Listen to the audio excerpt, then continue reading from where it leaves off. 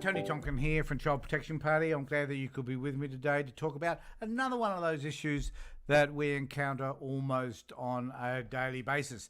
And in this particular instance, I want to talk about kids going missing and what that particularly means. Well, firstly, the idea is that when a child is in care, hopefully they don't go missing. Hopefully we know where they are at all times.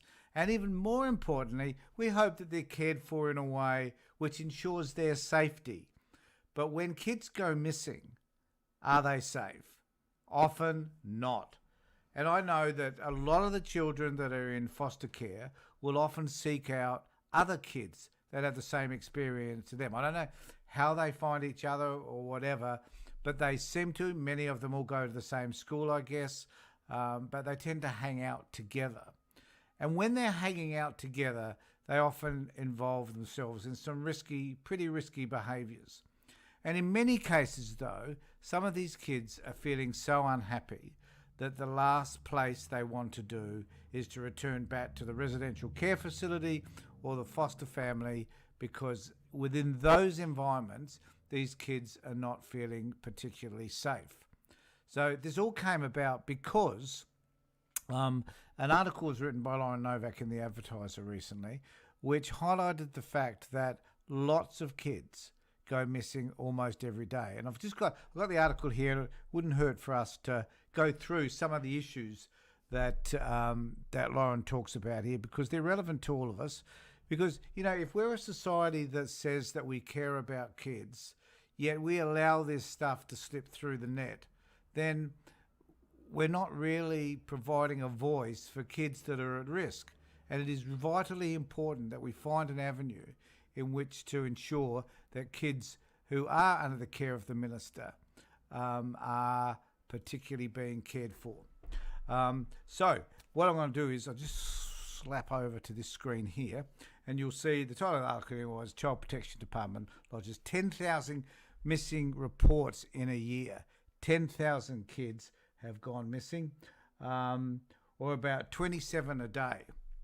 So wouldn't most of us consider that that would be a priority, a problem, and wonder about what it is that we could do in order to manage that sort of a problem? Because clearly it's something which should be concerning all of us, that there are so many kids that have been taken from, or that have not been taken, they refuse to go home, that they find the environment in which they live so stressful and so unsafe that they then go out and find other environments or meet up with other people that would further put them at risk.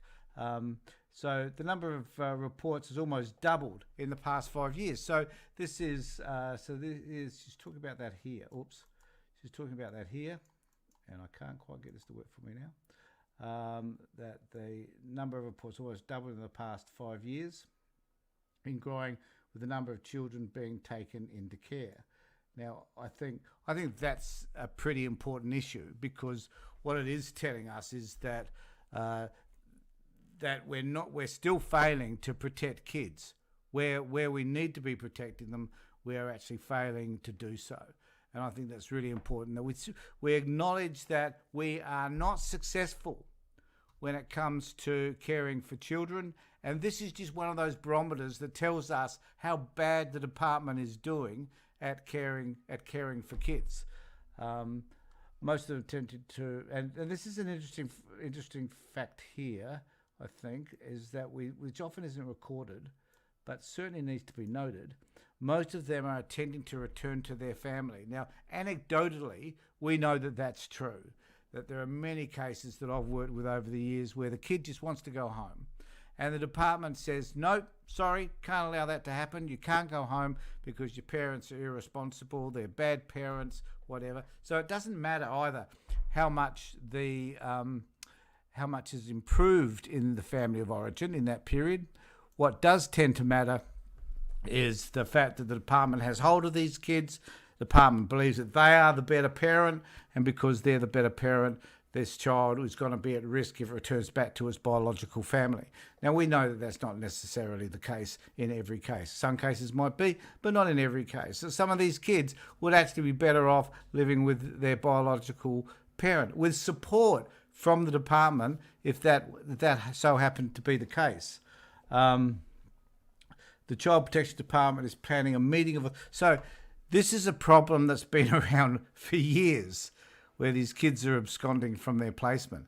But the department, in their wisdom, have chosen to address the ongoing issue. The Child Protection Department is planning a meeting of authorities and experts and has brought in specialist staff, including... Oh, thank God they brought in a lead psychiatrist.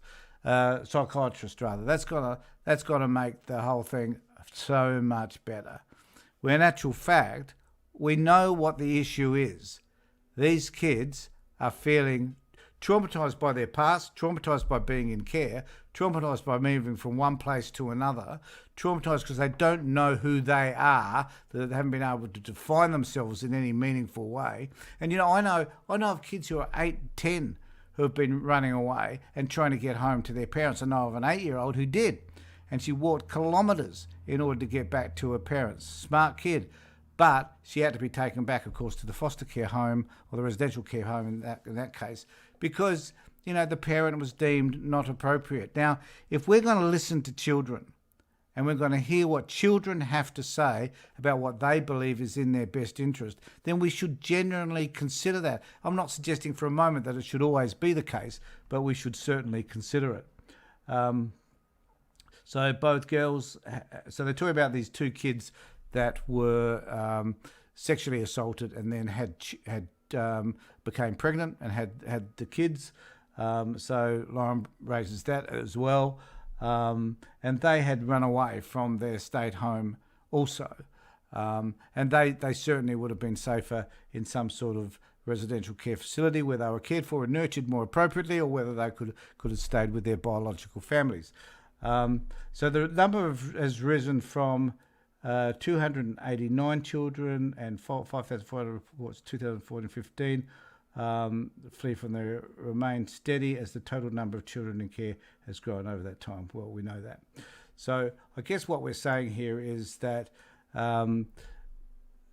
that the numbers are increasing as the number of kids that go into care increases also. That goes without saying. The point is that those numbers are not decreasing, that whatever it is that they recognise as the problem, why are they doing something about it now? It's been a problem for years. As long as I've been working in this field, which is now 12 years, we've known about kids absconding from care. Why, after all this time, are they recognising that it's a problem? Are they saying that to Lauren Novak because they just want to shut her up for a while?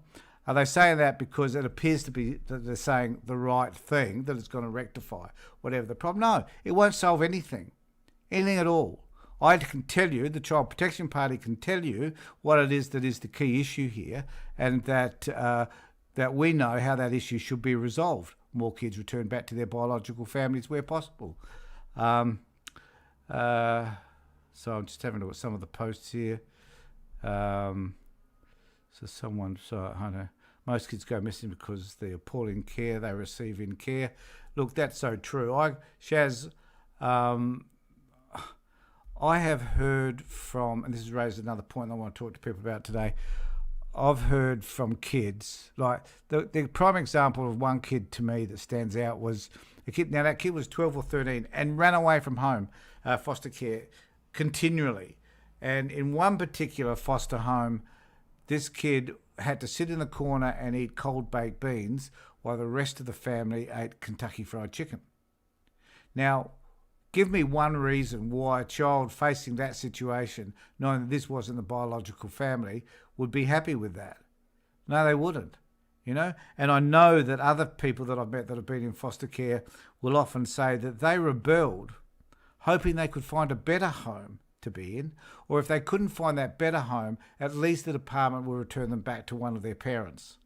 That's the underlying factor here that they seem to not understand. So instead, we're going to get all these psychiatrists and other professionals in to be able to advise the department as to how to deal with this issue.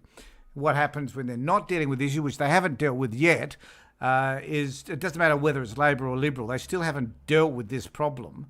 The issue then needs to be that they need to find ways by which they can have conversations with kids to find out what it is that they want. Now, often these kids that are running away are 13, 14, 15. And in some cases, they allow those kids to go back to their biological family, and I certainly know of a couple of cases where that's happened. But then the department wants to maintain control over the family by not releasing this child, not revoking the order so that the kid can permanently go back with the family. They still want to have that sense of ownership. And the interesting thing is, nowadays in domestic violence, we're talking about coercive control, right? In terms of what the department does, it is coercive control. Now, coercive control is the controlling of somebody by having some sort of leverage over them. If you've got the kids, then you've got some leverage. And you could coerce somebody else, that is the parent, to do whatever it is that you're asking them to do, because them not doing what you're asking may mean that they may not have the children returned to them, and probably won't. But they believe that if they do what they're told. So this is coercive control. The department's right into it, has been into it for years. But we now understand coercive control as being something which is detrimental, highly detrimental to children and to parents, families, women in particular, I guess. Where there's domestic violence, there's coercive control. The department focuses primarily on that. And that creates an environment which is unsafe. It's unsafe for the parents and it's unsafe for the kids. And some of these issues, folks, we just need to find a way to confront it, to talk about it, right? And look, this is why we do these live feeds, is because it provides you with an opportunity also to talk to us about the concerns that impact you. So, and the other thing I do want to say is that it's really vitally important. Avery and I were talking about this today. It is vitally important that you find a way through the Child Protection Party to have a voice. We had someone recently who criticised us just because we were a political party, and that for some reason we're like all politicians. I'm here in my scruffy T-shirt today in my office, but believe me, we're not like any other politician on the face of this planet. And we don't have another agenda, and we don't get money from corporations where the other major parties, some of the minor parties, get their money from. We don't have one agenda, and that agenda is to be able to provide better outcomes for kids. And that's it. It's not that complicated, but that's why we're here. So when we find that there are reports about the number of kids missing, all right, and I'm grateful for the Advertiser and for Lauren for promoting this particular issue. Then we need to do something about it, and we need to talk about it, and we need to be able to provide a different view. It is frustrating because no one really seems to want to listen to what we have to say, me in particular, I guess. But as a collective, as a voice, I can have. If I'm just speaking for myself on a soapbox on the corner of a main street and people are just wandering by, nothing's going to change. But if the soapbox is something like this and we have thousands of people, which we do have each week, we have tens of thousands, literally tens of thousands of people connect with us each month actually, and we can have that voice, and we can let people know that if you're not going to support the things that the Child Protection Party are advocating for, or you're not going to improve the outcomes for kids, and you don't give a rat's ass, then we're going to vote for the Child Protection Party next time round. If you're not going to listen to them, we're going to put people in there so that you can have a voice in the place that matters, which is Parliament. And we are different politicians. We're not in it for the money. I'm too old. We're not in it for our sense of our ego or sense of self-importance. That doesn't matter to me. What does matter to me is the well-being of kids. And we need to make sure that whatever decisions are made by governments are about providing better outcomes for children.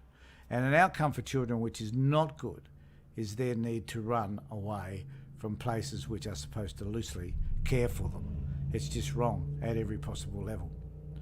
So if you can, contact Avery at avery.hilditch@childprotection.party. Become a member. Join with us. We're looking for people at the moment to become members of our executive as well. As we're heading into a period, just this coming weekend, we've got the WA election. We're not involved in that, but we want to build up our state so that we can have people standing. If you'd like to get involved in politics in the sort of way that we envisage politics to be, then please contact Avery, have a conversation with us and join with us. If also you want to be able to talk about your issues, now you don't necessarily have to agree with everything that we say. I wouldn't expect anybody to agree with everything. But if you do have something to say and you'd like to be able to say it here or on YouTube, well, please contact us. We're happy to do either an audio or a video with you. We could do it live or we could record it and play it later. Whatever you want to do. If you've got something to say and you believe it should be said, then this is the place to do it. So I just want to thank everybody for being with me today. And if you got any further questions, put down. Avery and I go through them every day, and we'll get back to you if you've got questions that you'd like to have answered later on, or we'll answer them in our next feed. Thanks, everybody, for being with me. Take care, look after yourselves, and be safe.